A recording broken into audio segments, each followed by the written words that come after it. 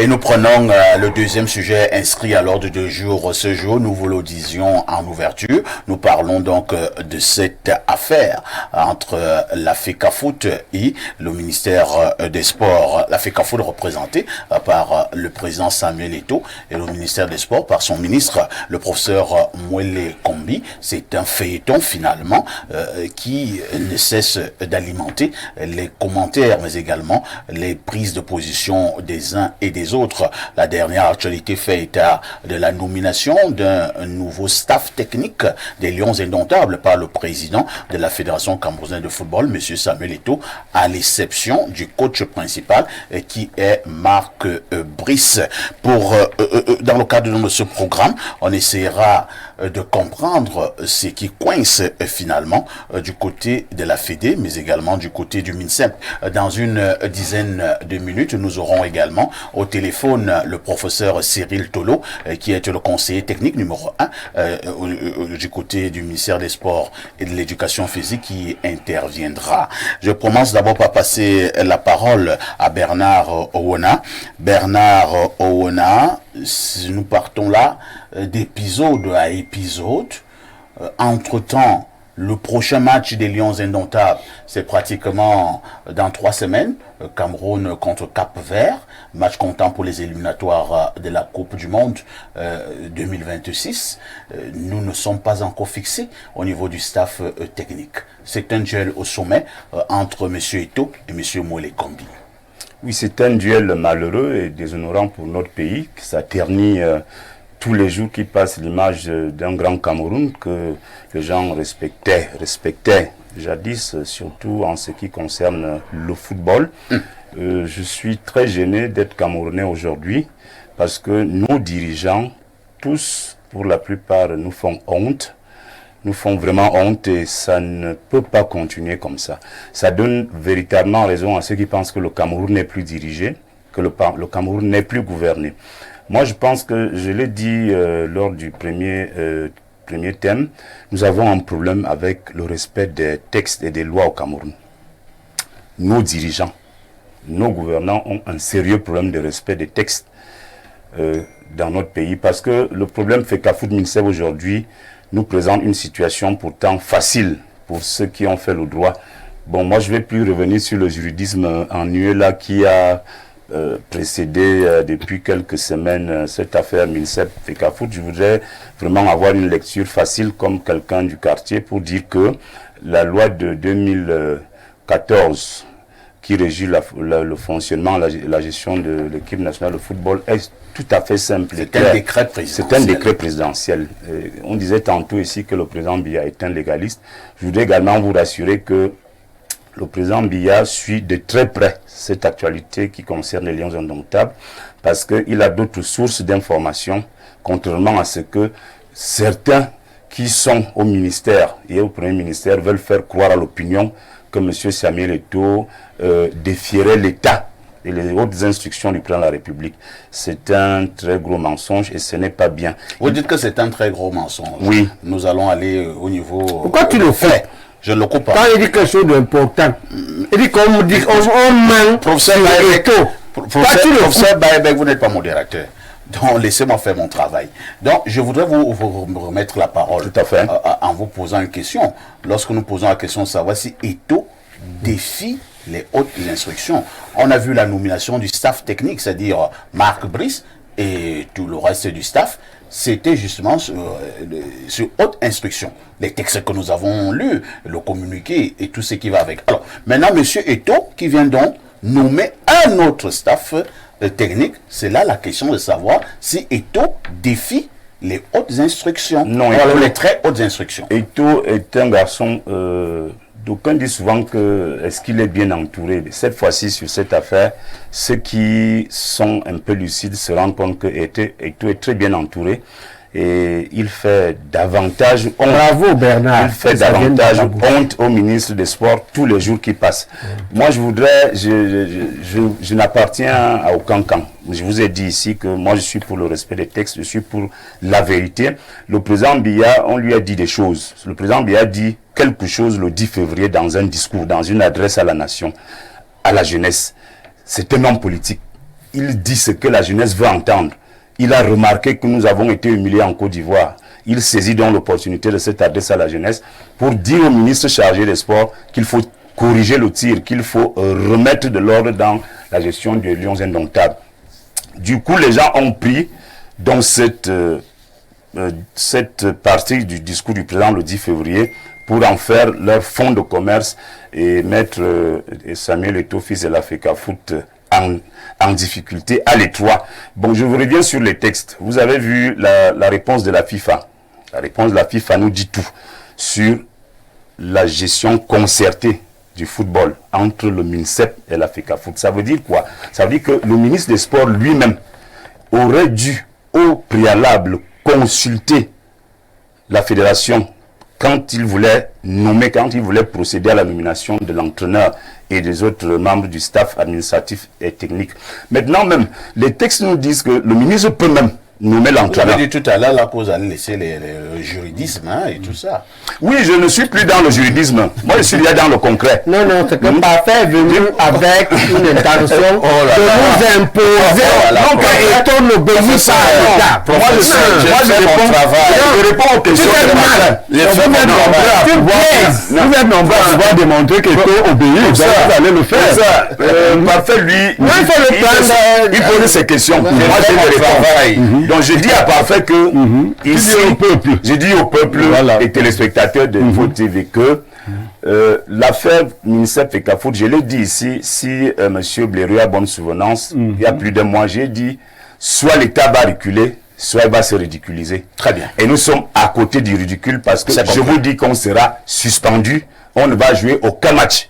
Parce que et le ministre et ceux qui les entourent sont dans un excès de zèle et d'arrogance qui font que on ne va pas aller comme ça sans que les gens se concertent. L'entraîneur va travailler avec qui? Quand l'entraîneur sort la liste des joueurs, qui envoie? Quelle est la procédure? Quel est le mécanisme? C'est le ministre, c'est le secrétaire général de la FECAFOOT qui signe les préconvocations. Envoie ça au club employeur et aux joueurs concernés. C'est compris. Après ça, donc, il envoie des autres convocations. Comment est-ce que l'entraîneur va faire pour inviter les joueurs? On a compris, Bernard. Et là, je vois le professeur Baïbek meurt d'envie d'intervenir. Nous allons donc lui passer la parole. Alors, professeur, nous restons au niveau des très hautes instructions. Apparemment, cette expression vous dérange un peu. Nous avons donc suivi les communiqués, nous avons lu les communiqués, soit du ministère des Sports ou alors de certains autres dirigeants. Et ils parlaient toujours selon les très hautes instructions du président ou alors de la présidence. Et sur ces très hautes instructions, il y a une nomination d'un staff technique avec à sa tête Marc Brice. Maintenant, nous avons un autre staff technique nommé par M. Eto'o. Voilà pourquoi je pose la question de savoir si M. Eto'o est en train de défier les très hautes instructions. Pourquoi vous ne me comprenez pas, professeur? Ta question est vicieuse. Comment ça? Tu es venu nous manipuler. Non. En ficelant le sujet contre Eto'o. Non là là. Au lieu d'être neutre entre les deux pour être objectif. Je n'ai pas affirmé, c'est une question. Non, ta question est mauvaise. Non. Parce que ce n'est pas ça le problème. C'est une question. Non, une façon neutre aurait été, je te propose. C'est une question, c'est je te propose d'une façon neutre. Une façon neutre. Et en point d'interrogation, professeur. Non, tu dis pour question de malentendu entre le ministère ou de mésentente. C'est comme ça. Professeur, ça tu ne poses pas, tu as une question, une affirmation interrogative. Non.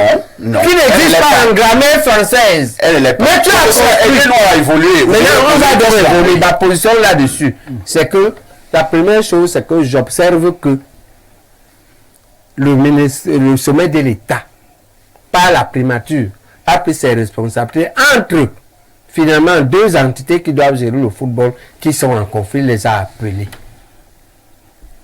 Il les a réunis. Et j'imagine qu'il y avait un consensus là-bas. Peut-être que tout à l'heure va nous donner le consensus. Mais à la sortie de là, j'observe que Eto'o a fait une concession majeure sur une de ces points de discorde. C'est-à-dire que il accepte que Marc Brice soit le chef d'équipe. Il aurait pu insister là-dessus. Quand il sort de là, il a concédé ça. Mais je ne vois pas la concession des autres. que j'attends. Et je dois dire aujourd'hui aux gens que nous avons besoin d'un ministère qui est en parfaite cohérence avec une FECAFOOT et vice-versa. Pourquoi? Parce que notre pays est un pays en construction. Hier, moi je suis au bloc opératoire, j'étais avec 4 chirurgiens. D'accord? Et au moins un venait de Douala. Et 4 autres techniciens, pourquoi? Parce qu'ils sont en train de faire quelque chose, on estime qu'il faut faire la mutualisation des intelligences, des expériences, des matériels et même de l'argent. On doit avancer. C'est comme ça que le Cameroun est un pays jeune. On ne peut pas supporter que le ministère ne s'attende pas, que ce soit Moleko, soit un autre. Et dans cette affaire, il y a la responsabilité naturelle du doyen. Ce ministre Molé est le doyen en tout, en savoir, en âge, en pouvoir. S'il ne maîtrise pas, on part sur le Premier ministre. Quand on sort là-bas, il y a encore le problème. Il met l'État dans une situation où il doit liquider soit les deux, soit un. La question c'est que l'État a-t-il la possibilité? Est-ce que c'est facile pour l'État de liquider le président de la FECAFOOT? Je ne sais pas. Je ne sais pas si pour trouver l'entourloupe juridique. Est-ce que l'État a la possibilité de déplacer le ministère? On risque d'arriver à ça. Au moins qu'il le change de ministère. S'il n'arrive pas, parce qu'en politique, on juge au résultat. Si tu n'as pas le résultat, tu n'es pas compétent. Il n'y a pas deux tours. C'est Machiavel qui a bien élaboré ça. La fin va justifier les moyens. Et là, on va arriver à une situation où, si le sommet de l'État n'est pas arrivé, qu'on me dit, parce qu'il y a d'autres qui me disent que ça veut dire que le Cameroun n'est pas gouverné. Peu importe, le Cameroun n'a plus de président, peu importe. Même s'il n'y a pas de président, il y a les remplaçants du président ou les faisant fonction. Ils vont donc être obligés, le président lui-même, ou ceux qui disent qu'il n'est plus là, de ménager, pour ne pas l'humilier, changer de ministre. Sauf si ils peuvent changer le président de la FECAFOOT. Okay. Voilà ce qui va arriver. Entre-temps, le peuple, lui, doit accepter ce que Bernard a prévu. C'est-à-dire que les matchs qu'on a, les 2 matchs qui arrivent là, on sera humilié. On doit se préparer à avaler ça. Parce que quoi? Parce qu'on va aller au match avec la signature, le truc qui doit signer le chèque de voyage. Lui, il a dit qu'on n'ira même pas. Voilà, qu'on doit acheter, celui qui doit acheter les billets d'avion. Le cuisinier qui doit préparer. Le physiothérapeute qui doit arrêter. Tout le monde est dans tous les sens. On a choisi ici, on a choisi ici. Moi, je vous ai dit que c'est mon ami, mon camarade. Je suis étonné. Je vous ai dit que je connais tout le monde. J'ai envie de leur demander face à face que vous ne pouvez vraiment pas. Vous mettez l'État à l'embarras. Vous êtes en train de dire à l'État, c'est-à-dire que vous, tu peux être président demain. Le RDPC pas aller dire dans les 120 jours là. On me dit même que mon cam est le bon profil. Tu es là-bas avec mon coco. Hein? Voilà, avec Titi, avec ce. Voilà votre groupe. On dit que le RBC mieux que. Vous allez chez le professeur. Voilà, c'est là-bas que va venir le successeur. Tu peux être là. Tu dis donc que demain tu es le président de la République. Tu nommes un ministre de sport. Il te met dans une situation où tu as choisi un Nganou et lui. C'est ça que tu es en train de dire. Merci, professeur. Mais pas quand tu nommes ministre de sport, tu vas vouloir qu'il se débrouille à mettre un Nganou de ton côté. D'accord. Pourquoi Nganou tu l'amènes en campagne? On va passer. Pourquoi tu crois que Paul Biya, lui, il doit avoir été mécontent au quartier avec ses femmes? C'est compris, professeur. On passe la parole à Pierre Blériot. Bon, Pierre Blériot, vous allez un peu patienter. Hein. Je vous sais très conciliant. Le temps pour nous de prendre le professeur Cyril Tolo qui s'impatiente au téléphone. Professeur, bonjour. Bonjour, monsieur Parfait ici et bonjour à tous vos panélistes ainsi que vos téléspectateurs. Je rappelle à l'endroit de nos nombreux téléspectateurs que vous êtes conseiller technique du côté du ministère des Sports et de l'Éducation physique. Le feuilleton FECAFOOT MINSEP, professeur, à quand la fin? En réalité, c'est parfait ici, je suis très gêné. Je suis très gêné parce que ce débat est récurrent et j'ai comme l'impression qu'on revient et on revient toujours sur les mêmes choses. J'ai entendu la première personne qui a intervenu revenir encore sur des questions de respect du droit, de la légalité, de ceci. Et tout cela, c'est toujours de la faute du gouvernement. C'est toujours le gouvernement qui ne respecte pas les textes. Il a bien dit, le gouvernement est humilié, il sera encore humilié, mais en réalité, il qui œuvre pour que le gouvernement soit affaibli, pour montrer que le pays n'est plus gouverné. Monsieur Parfait, ici, j'étais sur votre plateau, je vous ai dit que ce problème n'est plus sportif. Il dépasse largement le cadre sportif. Il est un problème politique aujourd'hui dont l'objectif est de montrer que le gouvernement est affaibli, que l'État est couché et que le pays n'est plus gouverné. Voilà le problème qui se pose. Technique. Je pense que nous allons permettre à nos techniciens de mieux réajuster cet appel téléphonique. On vous retrouve dans quelques minutes, professeur. Et on revient sur ce plateau. Et là, nous passons la parole à Pierre Blériot. Bon, on me signale que ça s'est nettement amélioré. Professeur Cyril Tolo, bonjour.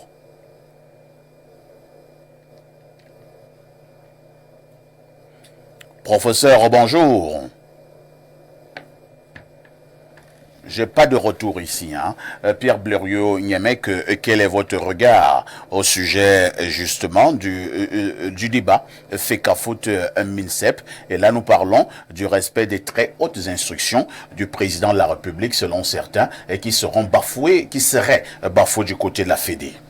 Alors, parfait, ici, j'ai découvert quelque chose récemment. C'est que la même poudre de perlimpinpin que Biya avait utilisée pour endormir les Camerounais, et toi a trouvé le fond de cette poudre quelque part. Et il l'a utilisé également. Parce qu'aujourd'hui, les Camerounais ont perdu la notion de l'histoire. De tous les présidents de la FECAFOOT que nous avons eus, il faut rappeler ici que deux ont été en prison. Vincent Onana est allé en prison après s'être opposé à un ministre des Sports. J'aime vous dire qu'en fin de compte, Vincent Onana avait même raison, mais il a fait la prison. Ensuite, du point de vue populaire et même de l'électorat, il y a un président de la FECAFOOT qui est en prison et qui constitue le plus grand bastion électoral de Paul Biya. Là-bas aussi, on avait menacé que si on maintenait ce monsieur en prison, j'aime aussi dire que toi contribué à faire envoyer ce monsieur en prison. Il y a Mohamed est en prison à cause de la FECAFOOT. On dit que je n'aime pas Eto'o. Pour une fois, je vais lui donner un conseil. C'est les gens qui lui disent de foncer qui ne l'aiment pas. Moi, le petit argent que j'ai, c'est pour m'occuper de ma famille. Je n'ai pas le temps d'aller à Kondengui ou à Newbel rendre visite à un jeune Bassa vaillant. Heureusement aussi qu'il a... Vous prédisez déjà la prison pour Samuel Eto'o. J'ai d'abord cité d'autres présidents de la FECAFOOT qui, à force de défier l'État, se sont retrouvés en prison. Il y a même un qui a gagné une élection à la tête de la FECAFOOT étant en prison. Le Bernard Ona, historien de toutes ces choses-là. Et pourquoi Eto'o devrait faire la prison? Bounce président. Et ça, enfin, les précédents nous enseignent. Vous voyez? On dit sont les mêmes motifs. Mais non, c'est ça l'histoire. L'histoire, c'est ça, c'est-à-dire que... Est-ce que nous avons la même histoire? Non, parfait, ici. Vincent Onana est allé en prison pour quelle raison? Pourquoi vous prédisez aussi la prison pour Eto'o? Vincent Onana est allé en prison pour avoir opposé résistance à un ministre des Sports. C'est la même chose qu'Eto'o fait. Donc, dans le cas d'Eto'o, vous avez bien parlé des hautes instructions. Dans le cas précis, on avait parlé du haut accord. Il faut rappeler ici, vidéo à l'appui, qu'Eto'o dit dans une vidéo que c'est l'État du Cameroun qui fait ces choses-là, qui désigne le staff et tout le reste. Et que même pendant la campagne électorale, il l'a reconnu. Je ne sais pas si entre-temps, il est frappé d'amnésie. Ou alors c'est une amnésie sélective. L'État du Cameroun accompagne, vos textes là, vous gardez ça, le son a été nommé par le même créneau. C'est-à-dire les hautes instructions ont été répercutées et on a nommé son. On a le texte du SGPR dans lequel on donne le staff. Et je vais vous donner des éléments précis. Lorsqu'on veut montrer au Cameroun qu'une chose a été actée par l'État du Cameroun, on associe le média d'État. Pour un point de presse comme celui de Max Brix, vous avez bien vu que la CATV a été mise à contribution. Pierre Blériot, oui. C'est Pierre Blériot qui avait la parole. Vous la reprenez et vous chuterez. Bon, je la reprends déjà. Parfois, ici, je crois plutôt que le président de la FECAFOOT ne sait plus comment démêler les chevaux. Ah bon? C'est-à-dire que le populisme l'a poussé à promettre au peuple ce qu'il ne peut pas lui donner. Depuis que Samuel était à la tête de la FECAFOOT, on a l'impression que la FECAFOOT est devenue une affaire d'élection populaire. Je crois que les élections à la FECAFOOT, c'est des membres du COMEX. Hein. Ils sont moins d'une centaine, d'une part. D'autre part, les pratiques sont courantes. On sait comment ça s'est toujours passé. Il est coincé, il a l'assentiment et le soutien d'une partie du peuple qui lui dit non, il faut foncer. C'est même toi la preuve que Biya ne gouverne plus. Non. Il cherche une voie de sortie. Il voudrait qu'à la fin, de deux choses l'une. Soit que le peuple lui dise non, on a compris, tu as évité de ridiculiser l'État. Finalement, il va accepter. Soit il va dire je vais ridiculiser l'État. Et comme il est sorti du pays, il ne va pas revenir. Il est très intelligent. Pas ça. Mais Eto'o n'est pas totalement bête, quoi. Si Eto'o fait éliminer le Cameroun, ce que je vous disais avant va s'appliquer. C'est ce que le professeur Tolo essaie de vous dire en termes maquillés. Qu'il assumera les conséquences. Et comme moi je l'aime, contrairement à ceux qui ne l'aiment pas, qui le voient, parce que c'est pas une affaire d'amour. Hein, non, moi je l'aime même, c'est mon frère. C'est pas une affaire d'amour, c'est une affaire d'analyse. Non, c'est que si il fait éliminer l'État du Cameroun, déjà Ndounan qui a convoqué le secrétaire, l'entraîneur, recevra demain l'entraîneur et ses adjoints.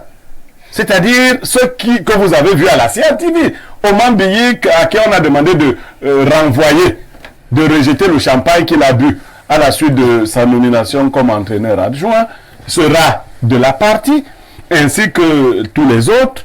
On verra.